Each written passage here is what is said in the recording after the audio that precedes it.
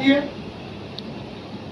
पिछले 28 साल से एक व्यक्ति राष्ट्रीय अध्यक्ष है, एक व्यक्ति, कोई इधर उधर नहीं हो सकता, कोई अति पिछड़े का वोट नहीं चाहिए, पिछड़े का वोट नहीं चाहिए, दलितों का वोट नहीं चाहिए, सिर्फ एक राजा, एक रानी और कई राजकुमार और राजकुमारी, दूसरे किसी की जरूरत नहीं है साहब।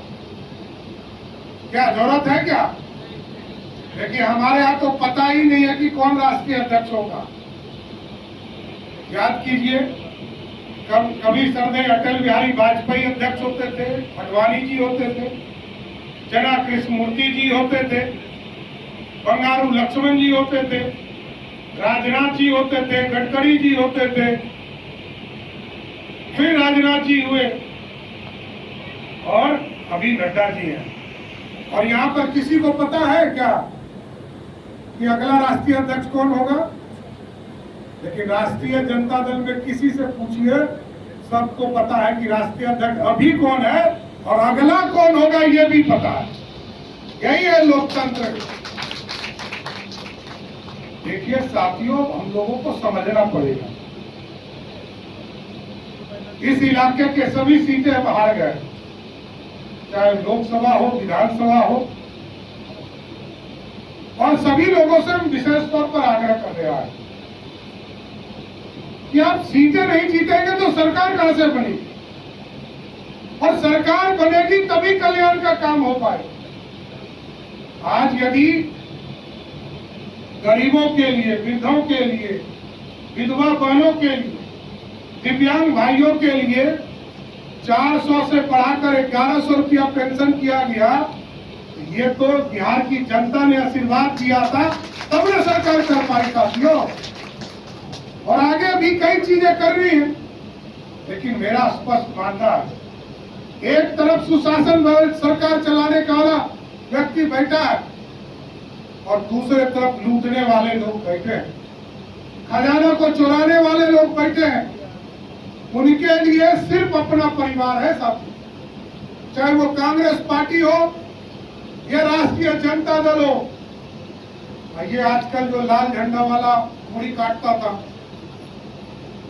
ये मूड़ी काटने वाला कभी सत्ता में नहीं आए, लेकिन वो ब्लॉक जाता है और ब्लॉक में जाकर आपसे ज्यादा सचेत हो जाता है। अब प्रधानमंत्री आवास दिया मोदी जी ने, लिस्ट ले लिया वहां के विधायकों ने और जाके जनता को कहा है कि हमने आपको घर दिला दिया। अरे मोदी जी और नीतीश जी पैसा दे रहे हैं और क्रेडिट माले वाला ले रहा है।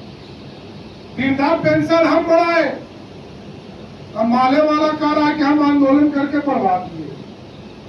अरे ये तो नीतीश जी ने बढ़ाया ना, क्योंकि देखिए इन लोगों का गठबंधन पूर्ण रूप से झूठ बोलकर राजनीति करता है। कभी भी लालू जी का बेटा 15 साल का बात नहीं करता, नीतीश जी ने 20 साल में अच्छे काम किए उसकी चर्चा करता है।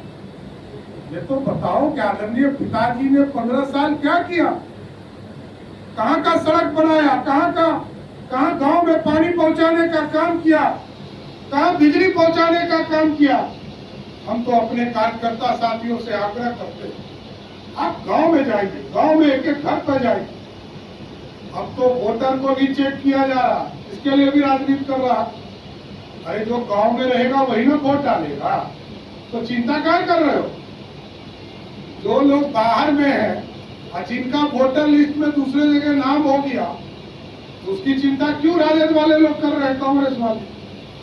तो साथियों, मेरा आग्रह है आप लोगों से,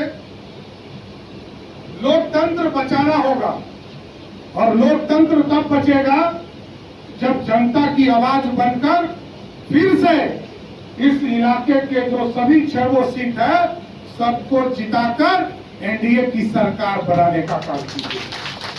चाहे वो फुलवारी हो, दानापुर हो, बनेर हो, पालीगंज हो या हमारा मसौड़ी का इलाका हो, ये सब सीटों पर, चाहे वो विक्रम का इलाका, ये सभी सीटों पर आपको उम्मीदवार तो एक ही होगा सर, भारतीय जनता पार्टी या जनता दल यूनाइटेड या एनडीए का उम्मीदवार तो एक ही होगा।